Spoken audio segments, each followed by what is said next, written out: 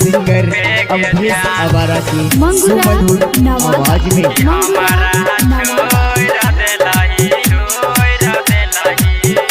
कौन गलती भेलऊ हे गे जान कि हमारा छोड़ दिलही।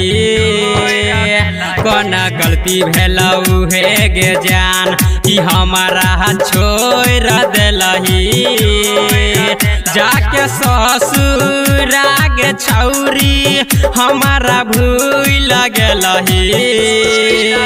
कौन गलती भेलऊ हे गे जान कि हमारा छोड़ दिलही। कौन गलती भेलऊ हे गे जान। डीजे नीतीश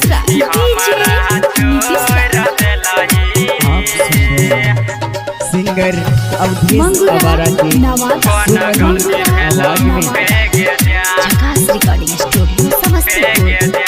के ना जीवोगे के ना रहोगे तोरा बिना सुन जान गे।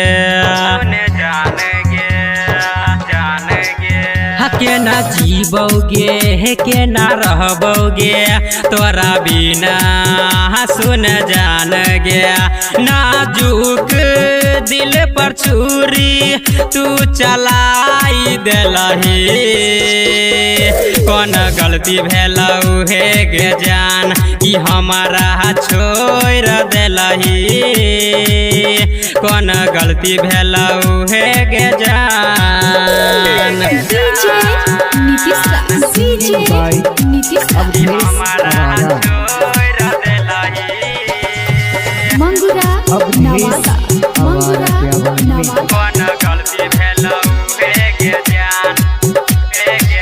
किया सताबै छी हमरा तरपाबै छी गे काचे कुमर में यज्ञ लगाबै छी। किया सताबै छी हमरा तरपाबै छी गे काचे कुमर में यज्ञ लगाबै छी। राइटर शंकर अवधेश के दिल तोड़ दिलही। कौन गलती भेलऊ हे गे जान कि हमारा छोड़ दिलही।